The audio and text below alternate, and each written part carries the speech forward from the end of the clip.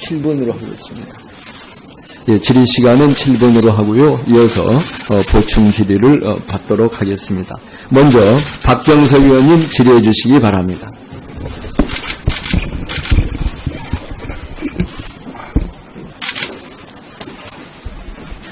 예, 더불어민주당 대전서가 박병석 의원입니다. 먼저 장관 후보 지명을 축하드리겠습니다. 유엔 신임사무총장의 인수위원장을 맡아서 성공적으로 임무를 완성했습니다. 3만 명, 세계 190여 개국의 3만 명의 직원을 통솔하는 유엔 사무총장 인수위원장을 성공적으로 수행함으로써 관리 능력을 보여주었다. 이러한 평가를 받은 것을 축하드립니다. 그리고 유엔의 세계 무대를 상대로 다양한 경험을 가진 것은 한국 외교의 사령탑으로서 많은 도움이 될 것이다 하는 기대를 갖고 있습니다. 또한 비고시 그리고 정통 관료가 아닌 최초의 여성 장관으로서 외교부의 순혈주의, 폐쇄주의 그리고 계파주의를 타파할 수 있는 적임자라는 기대를 가지고 있습니다. 그럼에도 불구하고 후보자께서는 북핵 등 한반도의 핵심 문제에 관하여 그동안 직접 다뤄본 경험이 없기 때문에 이에 대한 우려 또한 크다는 것도 지적하고자 합니다. 그리고 청문회 인사 과정에서 불거진 다양한 부적절한 사례들이 많은 국민들에게 실망을 줬고 고위공직자로서의 부적절한 처신이라는 비판도 측면에 있습니다. 이번 청문회를 통해서 후보자께서는 진정성 있는 솔직한 청문회가 되고 사과할 것은 분명히 사과하시고 그리고 해명할 것은 분명히 해명함으로써 국민들의 의혹을 풀어주실 것을 다시 한번 당부드립니다. 지금 한반도 정세는 100년 전의 한반도 정세와 유사하다는 견해를 가지고 있습니다. 미국, 일본과 같은 해양 세력과 러시아, 중국 같은 대륙 세력이 한반도에서 부딪힐 때 우리 한반도의 운명은 대단히 불행했습니다. 1894년에 통일전쟁이 그랬고 1904년에 러일전쟁이 그러했습니다. 더군다나 문재인 정부는 박근혜 정부 마지막 6개월 동안 사실상 외교 공백의 상태에서 출발했습니다.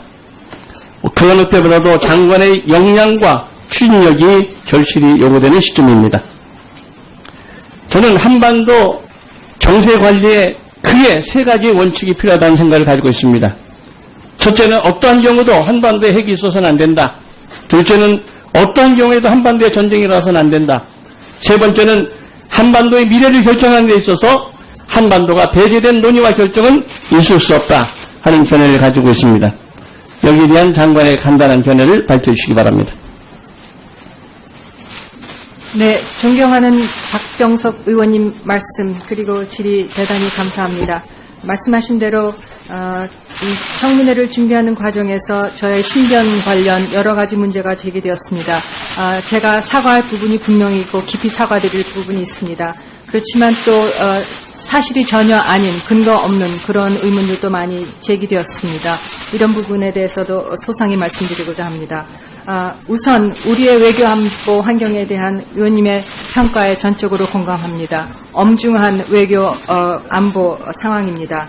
이런 가운데에서 제가 국제 무대에서 경험, 그리고 그 전에 외교부에 재직했을 때 경험, 그리고 그 전에 국회의장님 4분을 모신 경험, 이 모든 것을 총동원하여 나라를 위해서 봉사를 하고자 이 자리에 섰습니다.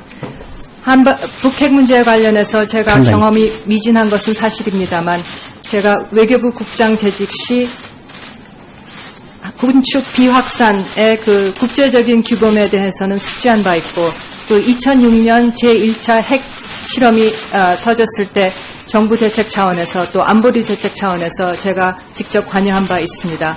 그 이후 북핵 문제는 한반도의 문제, 지역 평화의 문제뿐이 아니라 국제사회의 최대의 안보 현안으로 떠올랐습니다.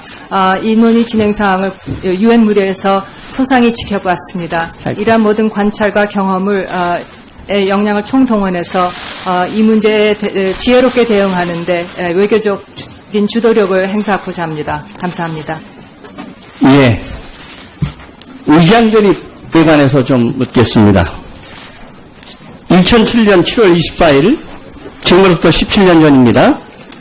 장녀의 특정고교 진학을 위하여 의장 전입을 한 사실이 있고 있습니다.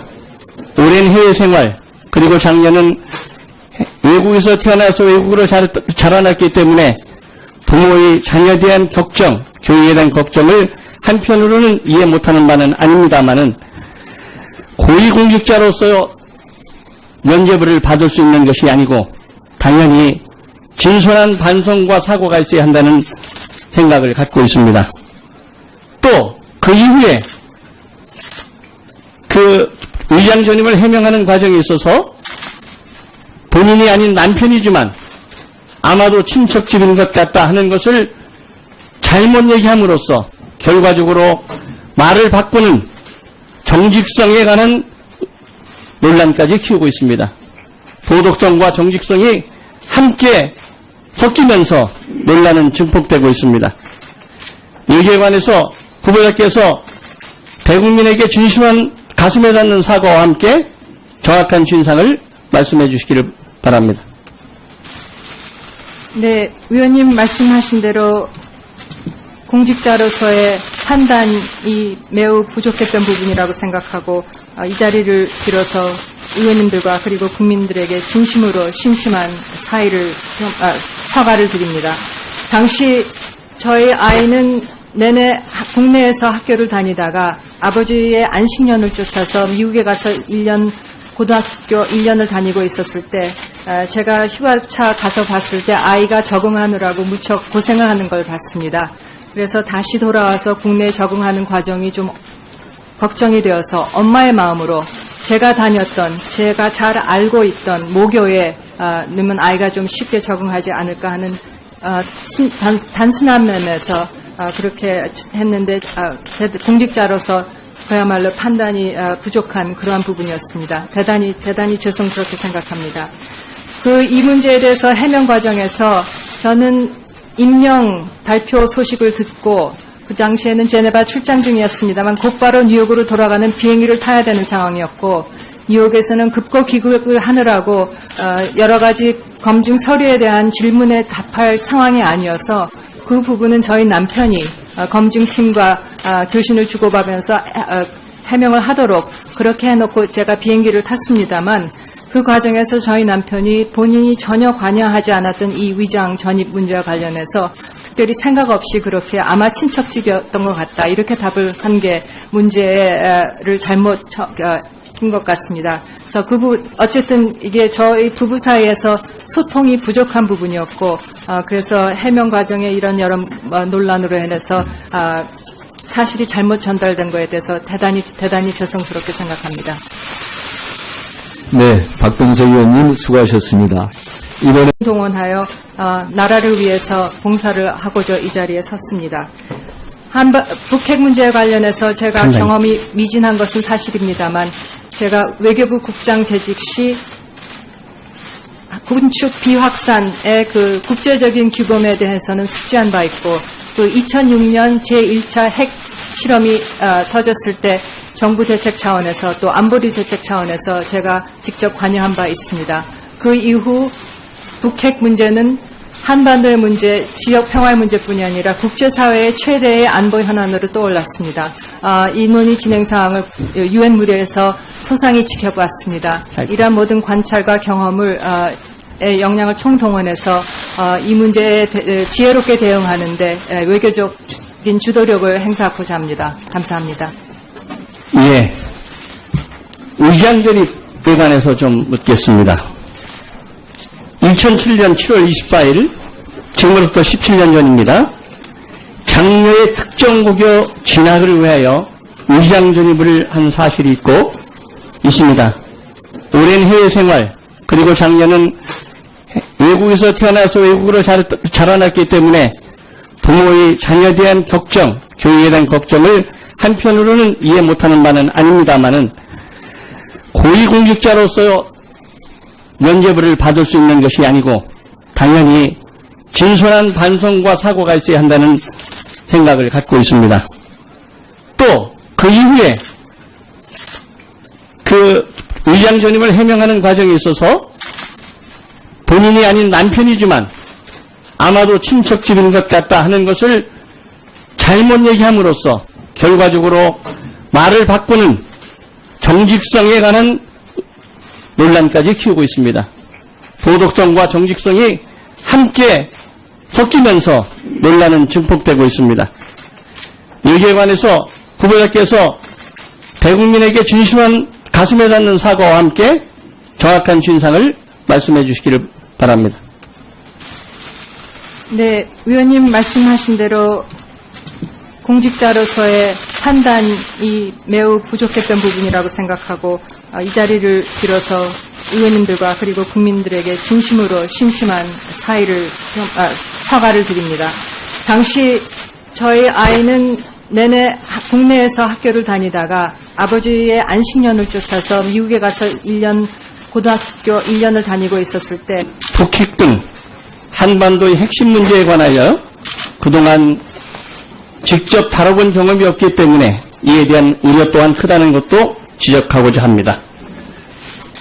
그리고 청문회 인사 과정에서 불거진 다양한 부적절한 사례들이 많은 국민들에게 실망을 줬고 고위공직자로서의 부적절한 처신이라는 비판도 측면에 있습니다. 이번 청문회를 통해서 후보자께서는 진정성 있는 솔직한 청문회가 되고 사과할 것은 분명히 사과하시고 그리고 해명할 것은 분명히 해명함으로써 국민들의 의혹을 풀어주실 것을 다시 한번 당부드립니다. 지금 한반도 정세는 100년 전의 한반도 정세와 유사하다는 견해를 가지고 있습니다. 미국, 일본과 같은 해양 세력과 러시아, 중국 같은 대륙 세력이 한반도에서 부딪힐 때 우리 한반도의 운명은 대단히 불행했습니다. 1894년에 통일전쟁이 그랬고 1904년에 러일전쟁이 그러했습니다. 더군다나 문재인 정부는 박근혜 정부 마지막 6개월 동안 사실상 외교 공백의 상태에서 출발했습니다. 그 어느 때보다도 장관의 역량과 추진력이 절실히 요구되는 시점입니다. 저는 한반도 정세 관리에 크게 세 가지 원칙이 필요하다는 생각을 가지고 있습니다. 첫째는 어떠한 경우도 한반도에 핵이 있어서는 안 된다. 둘째는 어떠한 경우에도 한반도에 전쟁이 일어나서는 안 된다. 세 번째는 한반도의 미래를 결정하는 데 있어서 한반도가 배제된 논의와 결정은 있을 수 없다 하는 견해를 가지고 있습니다. 여기에 대한 장관의 간단한 견해를 발표해 주시기 바랍니다. 네, 존경하는 박병석 의원님 말씀 그리고 질의 대단히 감사합니다. 말씀하신 대로 이 청문회를 준비하는 과정에서 저의 신변 관련 여러 가지 문제가 제기되었습니다. 제가 사과할 부분이 분명히 있고 깊이 사과드릴 부분이 있습니다. 그렇지만 또 사실이 전혀 아닌 근거 없는 그런 의문들도 많이 제기되었습니다. 이런 부분에 대해서도 소상히 말씀드리고자 합니다. 우선 우리의 외교안보 환경에 대한 의원님의 평가에 전적으로 공감합니다. 엄중한 외교 안보 상황입니다.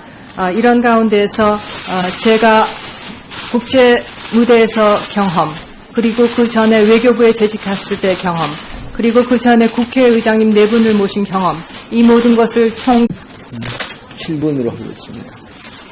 예, 질의 시간은 7분으로 하고요. 이어서 보충 질의를 받도록 하겠습니다.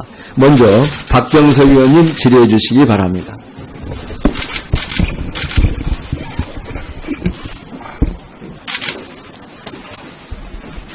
예, 더불어민주당 대전서가 박병석 의원입니다. 먼저 장관 후보 지명을 축하드리겠습니다. 유엔 신임사무총장의 인수위원장을 맡아서 성공적으로 임무를 완성했습니다.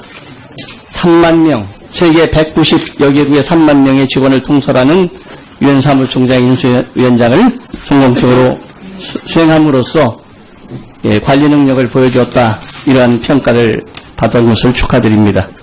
그리고 유엔의 세계 무대를 상대로 다양한 경험을 가진 것은 한국 외교의 사령탑으로서 많은 도움이 될 것이다 하는 기대를 갖고 있습니다. 또한 비고시 그리고 정통 관료가 아닌 최초의 여성 장관으로서 외교부의 순혈주의, 폐쇄주의 그리고 계파주의를 타파할 수 있는 적임자라는 기대를 가지고 있습니다. 그럼에도 불구하고 후보자께서는